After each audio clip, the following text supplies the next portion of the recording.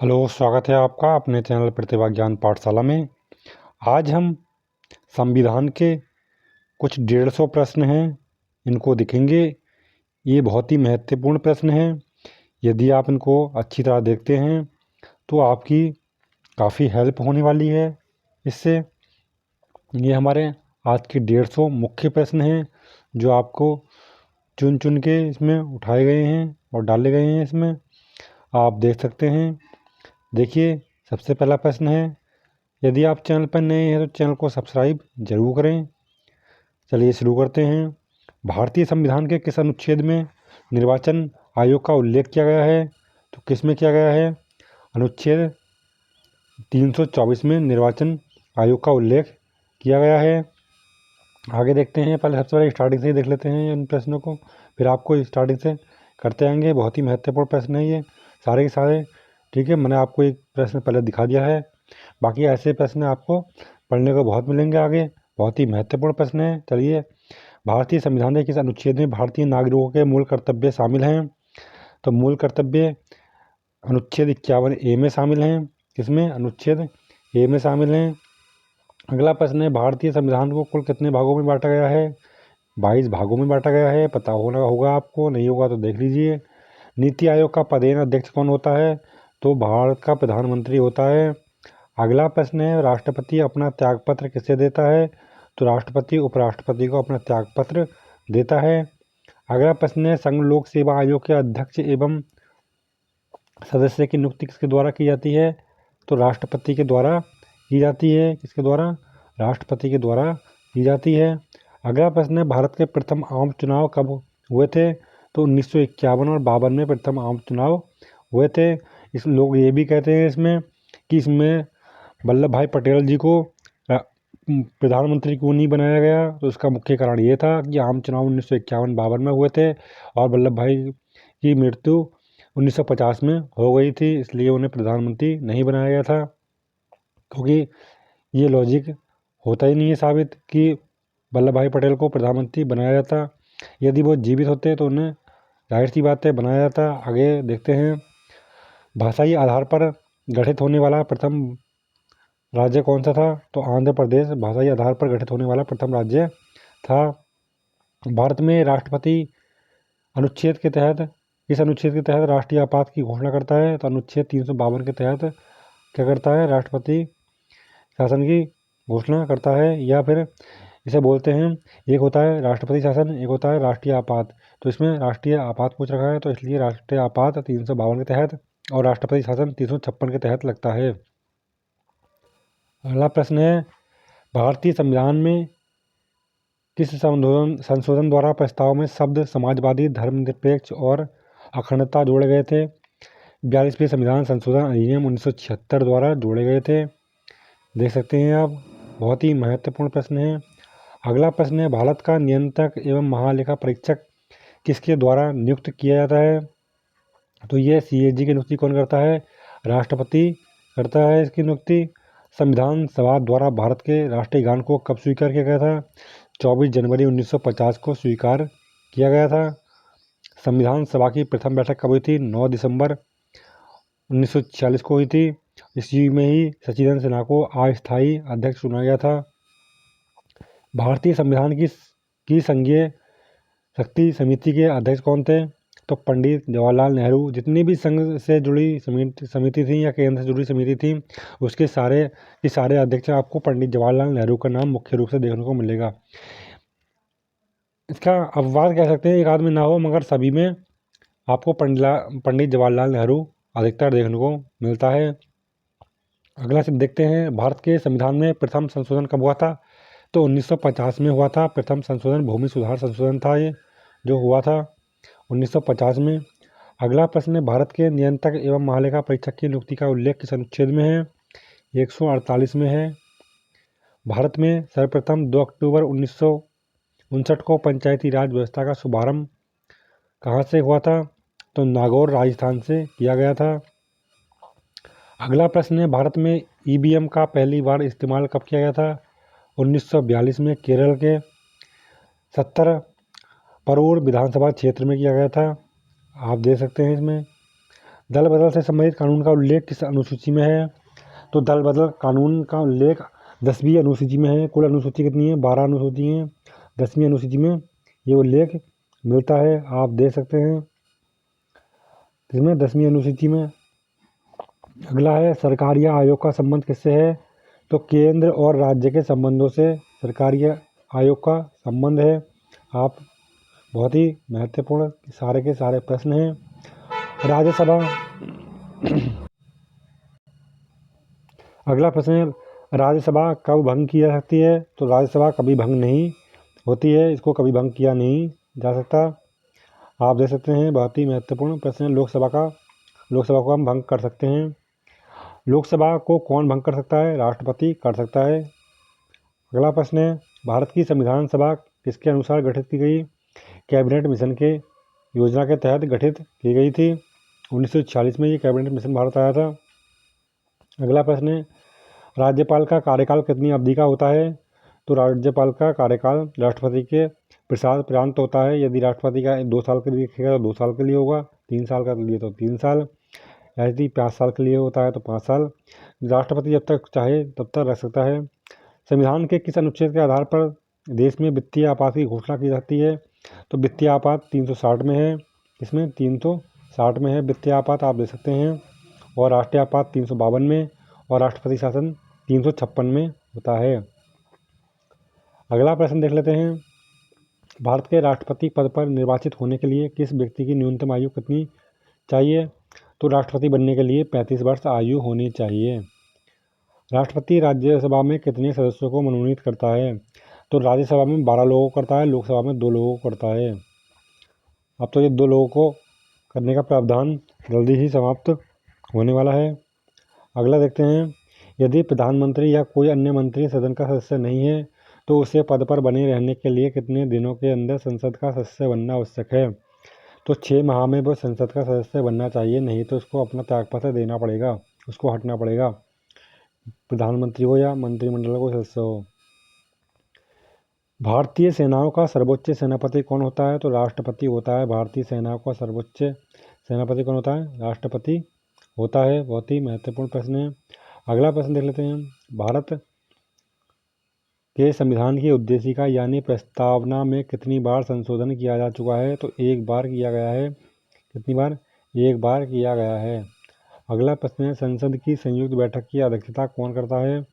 तो लोकसभा अध्यक्ष होता है, वो क्या करता है? संयुक्त बैठक की अध्यक्षता करता है। अगला प्रश्न है सर्वोच्च न्यायालय के मुख्य न्यायाधीश की नियुक्ति कौन करता है? तो ये राष्ट्रपति करता है। राष्ट्रपति सर्वोच्च न्यायालय के मुख्य न्यायाधीश की नियुक्ति करता है। अगला प्रश्न है राज्य के सदस्यों का कार्यकाल कितना होता है? तो राज्यसभा के सदस्यों का कार्यकाल 6 वर्ष का होता है। 1/3 सदस्य इसके रिटायर होते हैं हर 2 वर्ष में। अगला प्रश्न है संविधान में मूल कर्तव्यों की कुल संख्या कितनी है? तो मूल कर्तव्यों की संख्या 11 है। अगला प्रश्न है भारतीय संघ का मंत्रिपरिषद किसके प्रति सामूहिक रूप से जिम्मेदार होता है? तो लोकसभा के रूप से जिम्मेदार होता है, क्योंकि किसके प्रति उत्तरदायित्व बनती है इसकी? लोकसभा के प्रति उत्तरदायित्व बनती है मंत्रिपरिषद की। भारतीय नागरिकों को प्राण और दैहिक स्वतंत्रता का संरक्षण किस अनुच्छेद के द्वारा प्रदान किया गया है? तो आप अनुच्छेद 21 के तहत दिया गया है। भारतीय नागरिकों को प्राण और दैहिक स्वतंत्रता का मतलब यह है कि वर्तमान में जो कानून है उसी के आधार पर किसी को सज़ा मिली जाएगी, उसी के आधार पर आपको दंड दिया जाएगा। ये नहीं कोई नया कानून बन जाता है तो उसी के अनुसार मिलेगा आपको। यदि वर्तमान में जो कानून है उसके अनुसार यदि आपको ये सज़ा हो गई है वर्तमान में और 1 साल बाद वो कानून चेंज हो गया तो आपको जो पहले सज़ा मिली है इस कानून के तहत वही बनी रहेगी। ये नहीं कि कानून चेंज हो गया तो आपकी सज़ा भी चेंज हो जाएगी। अगला प्रश्न है वयस्क मताधिकार की आयु 21 वर्ष से घटाकर 18 वर्ष किस संविधान संशोधन अधिनियम द्वारा की गई? तो ये 61वें संविधान संशोधन अधिनियम 1989 के द्वारा की गई थी। 52वां संविधान संशोधन अधिनियम किससे संबंधित है?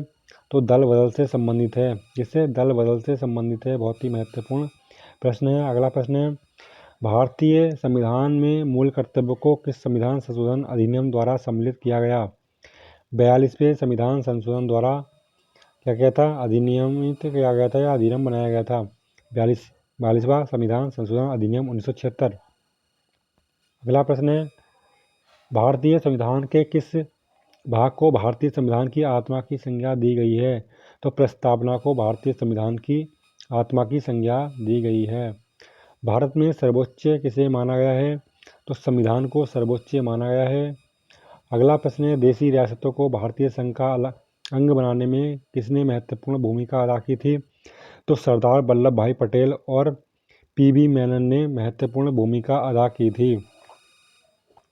राष्ट्रपति के निर्वाचक मंडल में कौन कौन शामिल होते हैं। तो देखिए, राष्ट्रपति का निर्वाचन जब होता है तो उसमें संसद के दोनों सदनों के निर्वाचित सदस्य यानी कि राज्यसभा और लोकसभा के निर्वाचित सदस्य तथा राज्यों की विधानसभाओं के निर्वाचित सदस्य सम्मिलित होते हैं राष्ट्रपति के चुनाव में। ये बहुत ही महत्वपूर्ण प्रश्न है, पूछा जाता है अच्छी परीक्षाओं में। ये प्रश्न रिपीट होते रहते हैं। ये वाला प्रश्न तो बहुत ही महत्वपूर्ण है, मोस्ट महत्वपूर्ण है। हाउस ऑफ द पीपल को लोकसभा का किस वर्ष दिया गया नाम। तो ये 1954 में दिया गया था। क्या हाउस ऑफ द पीपल को लोकसभा नाम कब दिया गया था, 1954 में दिया गया था। आप देख सकते हैं 1954। अगला प्रश्न है, डॉक्टर भीमराव अंबेडकर ने किस मूल अधिकार को संविधान का हृदय और आत्मा बताया है। तो संवैधानिक उपचारों का अधिकार है, अनुच्छेद 32 में उसको बताया है। अगला प्रश्न है, संसद के 2 सत्रों के बीच की अवधि कितने समय से अधिक नहीं होनी चाहिए। तो संसद के बीच में दो सत्रों की अवधि 6 महीना से अधिक नहीं होनी चाहिए। 6 माह में बैठक कर लेनी चाहिए। अगला प्रश्न है, लोकसभा का सत्र एक वर्ष में न्यूनतम कितनी बार बुलाया जा सकता है। तो एक वर्ष में 2 बार सत्र बुलाया जा सकता है न्यूनतम। वैसे तो आप कितनी बार बुलाइए, लेकिन न्यूनतम अवधि कितनी है, 2 बार बुलाना ही जरूरी है। अगला प्रश्न है, लोकसभा के निर्वाचित सदस्यों की अधिकतम संख्या कितनी हो सकती है। तो निर्वाचित सदस्यों की अधिकतम संख्या 550 हो सकती है और प्लस 2 552 होते हैं टोटल। वर्तमान में 545 हैं। चलिए अगला प्रश्न देख लेते हैं, राज्यसभा के सदस्यों की अधिकतम संख्या कितनी हो सकती है। तो राज्यसभा की अधिकतम संख्या 250 हो सकती है। अगला प्रश्न है, 11 दिसंबर 1946 को किस संविधान सभा का स्थायी अध्यक्ष चुना गया था। तो 11 दिसंबर को 2 दिन बाद में, पहले 9 दिसंबर 1946 को कौन बने थे, सच्चिदानंद सिन्हा जी बने थे जो अस्थायी अध्यक्ष थे। उसके बाद स्थायी अध्यक्ष डॉक्टर राजेंद्र प्रसाद जी को चुना गया था 11 दिसंबर 1946 को। आप देख ही सकते हैं। अगला प्रश्न है, संविधान सभा के संवैधानिक सलाहकार कौन थे। तो वेनिगल नरसिंह राव थे, इन्हें शॉर्ट नाम दे देते हैं।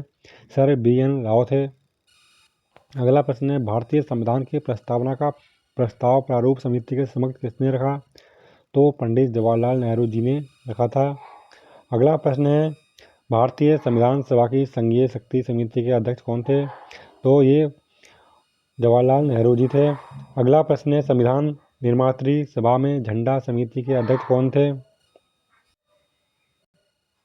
तो ये डॉक्टर राजेंद्र प्रसाद जी थे जो संविधान निर्मात्री सभा झंडा समिति के अध्यक्ष थे। आप देख सकते हैं। अगला प्रश्न है, डॉक्टर राजेंद्र प्रसाद भारतीय संविधान सभा द्वारा भारतीय राष्ट्रीय ध्वज को कब अपनाया गया था।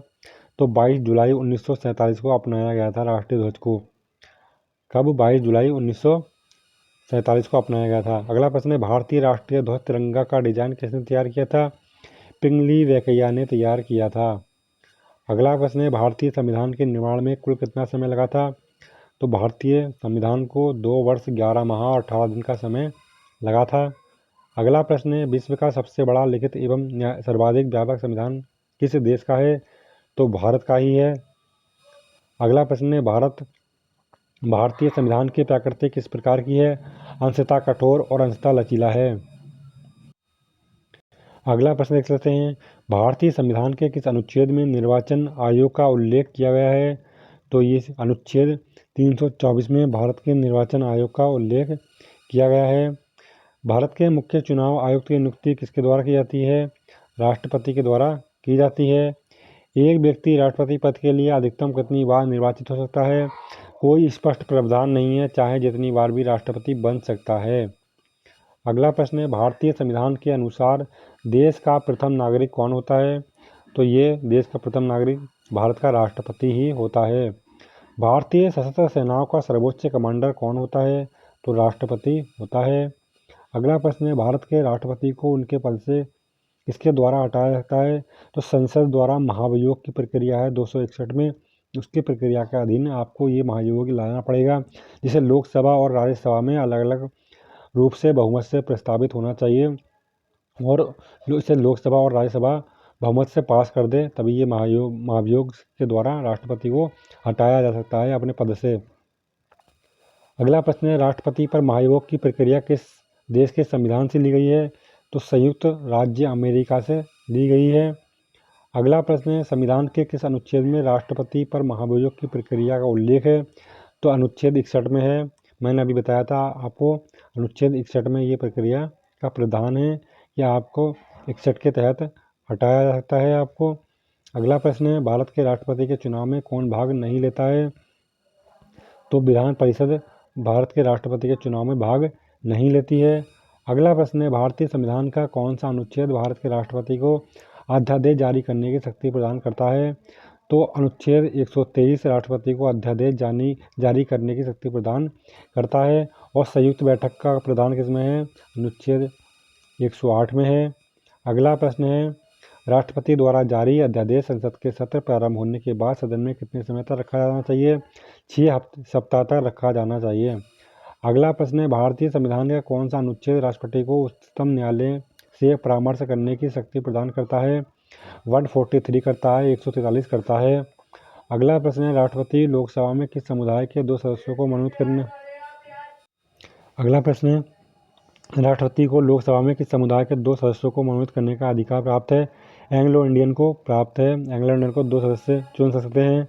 अगला प्रश्न है, निर्विरोध चुने जाने वाले भारत के एकमात्र राष्ट्रपति कौन थे? नीलम संजीव रेड्डी निर्विरोध चुने वाले राष्ट्रपति थे, देख सकते हैं आप। अगला प्रश्न है, भारत की प्रथम महिला राष्ट्रपति कौन थी? तो प्रतिभा देवी सिंह पाटिल जी थी, सबको पता होगा। अगला प्रश्न है, भारत के उच्चतम न्यायालय के किस मुख्य न्यायाधीश ने भारत के राष्ट्रपति के रूप में कार्य किया है? तो न्यायमूर्ति एम हिदायतुल्लाह ने किया है, जो पहले उच्चतम न्यायालय के राष्ट्रपति बने थे, मतलब कार्यवाहक थे। ये एक मुख्य न्यायाधीश थे, इन्होंने अपने पद पर रहते ही राष्ट्रपति के रूप में भी कार्य किया था। अगला प्रश्न है, भारत के किस राष्ट्रपति की मृत्यु कार्यकाल पूरा करने से पहले ही हो गई थी? डॉक्टर जाकिर हुसैन ऐसे राष्ट्रपति थे जिनकी मृत्यु अपने कार्यकाल में ही हो गई थी। अगला प्रश्न है, संविधान के किस अनुच्छेद के तहत राष्ट्रपति संघीय मंत्रिपरिषद की सलाह मानने के लिए बाध्य होता है? अनुच्छेद 74 के तहत होता है। किसके? अनुच्छेद 74 के तहत होता है, आप देख सकते हैं। अगला प्रश्न है, इसमें गणतंत्र का मतलब क्या होता है? राज्य का प्रमुख राज्य के लोगों द्वारा प्रत्यक्ष से चुना जाता है, ये गणतंत्र का मतलब है इसमें। अगला प्रश्न है, राष्ट्रपति और उपराष्ट्रपति के निर्वाचन में विवाद के मामलों को किस के द्वारा हल किया जा सकता है? तो भारत का उच्चतम न्यायालय है जो इसके राष्ट्रपति और उपराष्ट्रपति के निर्वाचन विवाद में हस्तक्षेप करता है। अगला प्रश्न देख लेते हैं हम, भारतीय संविधान सभा ने अंतिम रूप से संविधान को कब पारित किया था? तो 26 नवंबर 1949 को किया था। देखिए, पारित, यहाँ पारित शब्द गलत है, अंगीकृत कह सकते हैं आप। अंगीकृत कब किया था? अंगीकृत किया गया था 26 नवंबर 1949 को, और मुख्य रूप से पारित किया था 26 जनवरी 1950 को। अगला प्रश्न है, भारत में पहली बार राष्ट्रीय आपातकाल की घोषणा कब की गई थी? तो 26 अक्टूबर 1962 को की गई थी। सबसे पहले आपातकाल 26 अक्टूबर 1962 को लगाया गया था। अगला प्रश्न है, संविधान सभा के स्थायी अध्यक्ष कौन थे? डॉक्टर राजेंद्र प्रसाद संविधान सभा के स्थायी अध्यक्ष थे। भारतीय संविधान के किस अनुच्छेद के तहत राष्ट्रपति को सर्वोच्च न्यायालय से परामर्श मांगने का अधिकार है? तो 143 के तहत परामर्श ले सकता है राष्ट्रपति। अगला प्रश्न है, अनुच्छेद 368 संसद को कौन सी शक्ति प्रदान करता है? संविधान संशोधन करने की शक्ति प्रदान करता है 368 अनुच्छेद। अगला प्रश्न है, संविधान में मूल कर्तव्य को किस समिति की अनुशंसा के आधार पर शामिल किया गया था? तो सरदार स्वर्ण सिंह समिति, बहुत ही महत्वपूर्ण प्रश्न है ये, किया गया था। इन्हीं के कहने पर मूल कर्तव्यों को जोड़ा गया था। अगला प्रश्न है, भारत में त्रिस्तरीय पंचायती राज तंत्र की सिफारिश किस समिति के द्वारा की गई थी? तो बलवंत राय मेहता समिति के द्वारा की गई थी। अगला प्रश्न है, 1953 में गठित राज्य पुनर्गठन आयोग के अध्यक्ष कौन थे? तो न्यायमूर्ति फजल अली थे। अगला प्रश्न है, जब राष्ट्रपति एवं उपराष्ट्रपति को पद खाली हो तो भारत के राष्ट्रपति का पद कौन संभालता है? तो भारत का मुख्य न्यायाधीश संभालता है। मैंने अभी बात बताया था आपको। अगला प्रश्न है, किस अनुच्छेद के तहत 6 से 14 वर्ष तक के बच्चों के लिए शिक्षा का अधिकार मूल अधिकार माना गया है? अनुच्छेद 21 में ये माना गया है, संशोधन किया गया था और इसे अनुच्छेद 21A में डाल दिया गया। लोकसभा अध्यक्ष अपना त्यागपत्र किसे सौंपता है? तो लोकसभा उपाध्यक्ष को अपना त्यागपत्र सौंप देता है लोकसभा अध्यक्ष। और पूछा जाता है कि लोकसभा अध्यक्ष शपथ कौन दिलाता है? तो और भी चीज़ें पूछी जाती हैं इसके बारे में, तो ये आपको महत्वपूर्ण रूप से याद रखनी है। देखिए, सबसे पहले लोकसभा अध्यक्ष अपना त्यागपत्र किसे सौंपता? लोकसभा उपाध्यक्ष को सौंपता है। चलिए अगला प्रश्न देख लेते हैं हम। यहाँ पर उच्च न्यायालय के मुख्य न्यायाधीश की नियुक्ति कौन करता है? तो उच्च न्यायालय के मुख्य न्यायाधीश की नियुक्ति राष्ट्रपति करता है। अगला प्रश्न है, संविधान का अनुच्छेद 40 राज्य को किसका निर्देश देता है? ग्राम पंचायत को गठन से संबंधित है ये। अगला प्रश्न है, किसी भी विधेयक को धन विधेयक होने का अंतिम निर्णय कौन देता है? तो लोकसभा अध्यक्ष देता है। अगला प्रश्न है, उपराष्ट्रपति के निर्वाचन मंडल में कौन कौन शामिल होते हैं? तो राज्यसभा और लोकसभा के सदस्य सम्मिलित होते हैं। अगला देख लेते हैं, संविधान सभा के अस्थायी अध्यक्ष कौन थे? तो श्रीधरन सिन्हा जी थे, मैंने बताया था आपको। वित्त आयोग के गठन का प्रावधान किस अनुच्छेद में है? 280 में है। अगला प्रश्न है, 73वां संविधान संशोधन किससे संबंधित है? तो पंचायती राज से संबंधित है 73वां संविधान संशोधन। अगला प्रश्न है, भारतीय संविधान में मौलिक अधिकार की व्यवस्था किस देश के संविधान से ली गई है? तो आप देख सकते हैं, संयुक्त राष्ट्र अमेरिका से ली गई है। अगला प्रश्न है, लोकसभा का चुनाव लड़ने के लिए इच्छुक व्यक्ति की न्यूनतम आयु कितनी होनी चाहिए? तो 25 वर्ष होनी चाहिए। अगला प्रश्न है, भारतीय संविधान में अस्पृश्यता उन्मूलन से संबंधित अनुच्छेद कौन सा है? अनुच्छेद 17 है। स्वतंत्र भारत के प्रथम निर्वाचक आयुक्त कौन थे? तो सुकुमार सेन जी थे। अगला प्रश्न है, भारतीय संविधान के किस दिन से पूर्णतः लागू हुआ? 26 जनवरी 1950 से पूर्णतः लागू हो गया था। अगला प्रश्न है, लोकसभा अध्यक्ष का चुनाव किसके द्वारा किया जाता है? तो लोकसभा के अध्यक्ष सदस्यों द्वारा किया जाता है। लोक कल्याणकारी राज्य की अवधारणा किसमें निहित है? राज्य के नीति निर्देशक तत्व में निहित है। अगला प्रश्न है, संविधान के किस अनुच्छेद के आधार पर राज्य में संवैधानिक तंत्र की विफलता पर राष्ट्रपति शासन लगाया जाता है? तो 356 के तहत लगाया जाता है। भारतीय संविधान सभा की प्रारूप समिति के अध्यक्ष कौन थे? तो डॉक्टर भीमराव अंबेडकर जी थे। अगला प्रश्न है, भारतीय संसद का उच्च सदन क्या कहलाता है? तो भारतीय संसद का उच्च सदन राज्यसभा कहलाता है। अगला प्रश्न है, संपत्ति के अधिकार को किस संविधान संशोधन के द्वारा हटा दिया गया था? 44वें संविधान संशोधन अधिनियम 1978 के द्वारा ये हटा दिया गया था। अगला प्रश्न है, भारतीय संविधान के किस संघ की कार्यपालिक शक्ति निहित है? किस संघ में? तो आप देख सकते हैं, बहुत ही महत्वपूर्ण प्रश्न है। 44 भारतीय संविधान के अनुच्छेद संघ की कार्यपालिक सत्ता किसमें निहित है? तो राष्ट्रपति में निहित है। किसमें? राष्ट्रपति में निहित है। ये आज के हमारे महत्वपूर्ण प्रश्न थे। यदि आपको ये प्रश्न अच्छे लगे हों तो वीडियो को लाइक करें, शेयर करें और चैनल को सब्सक्राइब ज़रूर करें। ये लगभग आपके 150 प्रश्न थे और भी मैंने आपको प्लेलिस्ट में वीडियो बना रखी हैं। यदि आपने वो वीडियो नहीं देखी है तो आप जाकर देख सकते हैं।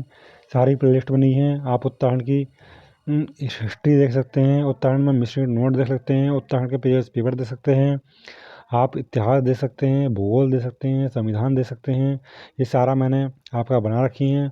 आप जाकर ये सब कुछ देख सकते हैं। बहुत ही महत्वपूर्ण है ये। तो ये आज के महत्वपूर्ण प्रश्न थे।